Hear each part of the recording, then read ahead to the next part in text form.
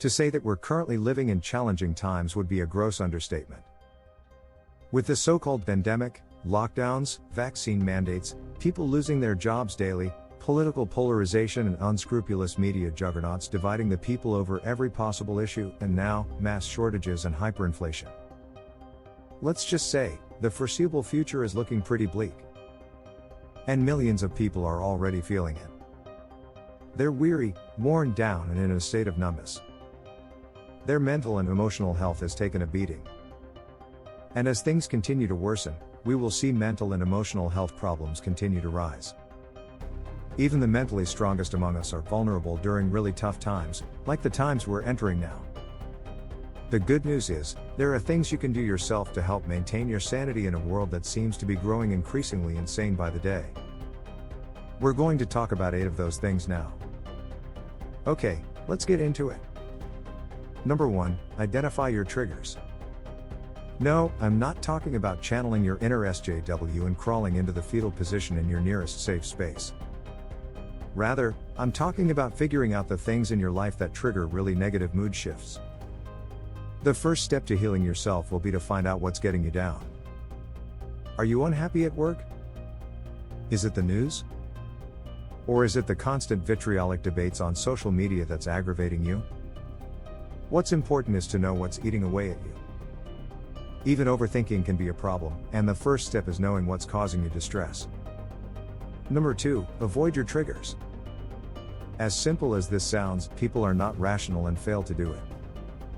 Millions get stressed out watching the news, which is always polarizing and stirring up fear. It would only make sense to stop watching this drivel. But people don't. Like a deer caught in the headlights, they keep consuming the news content put out by the networks who have hidden agendas of their own. As a result, they get more stressed out. It's a vicious cycle that never ends. Eliminate all triggers that are causing you mental and emotional anguish. Number 3, do a digital detox. A 3 to 5 day digital detox will do wonders for your mind and soul. When you don't watch TV or use your phone, you'll immediately be reducing the amount of stimuli your brain receives and processes. As a result, you'll calm down. Recently, Facebook, as well as Instagram and WhatsApp, were down for a day. Millions of people reported feeling better for that day when they couldn't access their social media. They got a brief respite from all the stimuli. Instead of understanding how beneficial this was to their mind and soul, the masses mindlessly got back on social media the very next day when the platforms resumed operations and started discussing why the blackout happened. It never ends. Until you realize that less is more here, you'll be a victim and be swayed by the daily issues the world is ranting about. Step away from the noise. Like Max Lucado said, a man who wants to lead an orchestra must turn his back on the crowd. Turn your back on the social media crowd and your life will become a symphony. Or at the very least, it won't become a stressful cacophony of social media talking points. Number 4, avoid stimulants. While your morning coffee is fine, you'll want to avoid energy drinks and other stimulants to keep you going through the day. Caffeine dependency is a very real problem. It causes anxiety, and when you're not loaded up with caffeine, you feel lost. Over and above that, any alertness you get from caffeine is temporary, but it generally leaves you feeling worse after the effects wear off. Since the half-life of caffeine is about 5 hours, many people still have caffeine in their system when it's bedtime. As a result, they can't sleep well and wake up groggy and stressed out. Avoid caffeine after 1 p.m. Number 5, stay healthy. We all know what we need to do here. Eat clean and in moderation, and exercise 4 to 5 times a week. It's so simple in concept but so difficult in practice. A good diet and regular physical activity are 2 of the best forms of self-care any individual can undertake. Want to feel better mentally and emotionally? Then look after your body well. Number 6, manage your fear. However bad things may be, fear helps no one. Like the author, Robin Sharma says, being scared is part of being alive. Accept it. Walk through it.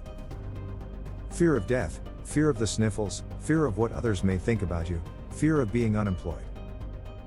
Fear, fear and more fear. Don't let fear control your life.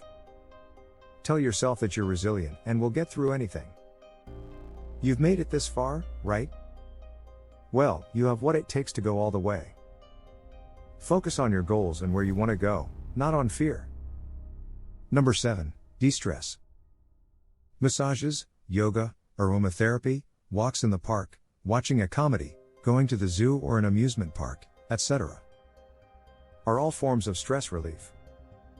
What matters here is that you do what works for you. Break the monotony in your life. Do something fun.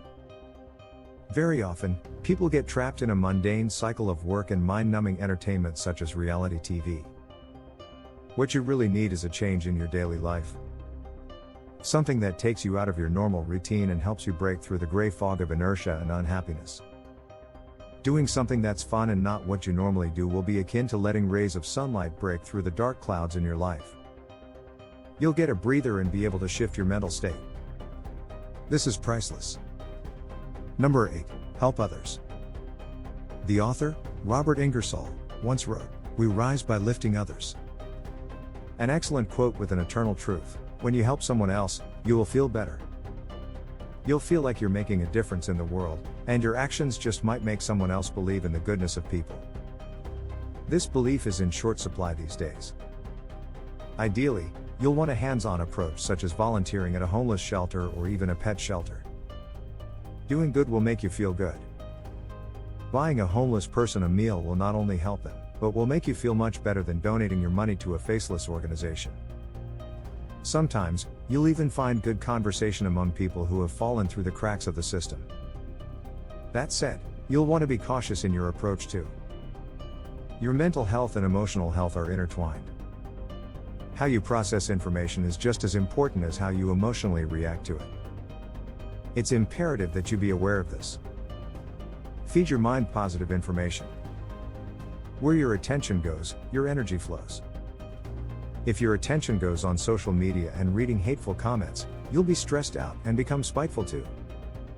Your mind and thoughts will be clogged up with drama, debate and disinformation. If you spend your time reading good books and helping yourself to progress in life, you'll feel a sense of achievement because your life feels more purposeful. That's how you look after your mental and emotional well-being. You can't have a positive life and a negative mind. Joyce Meyer. If you like this video, please be sure to chop that like button, and don't forget to subscribe. Click the bell icon to never miss our newest videos. Let's go, Brandon.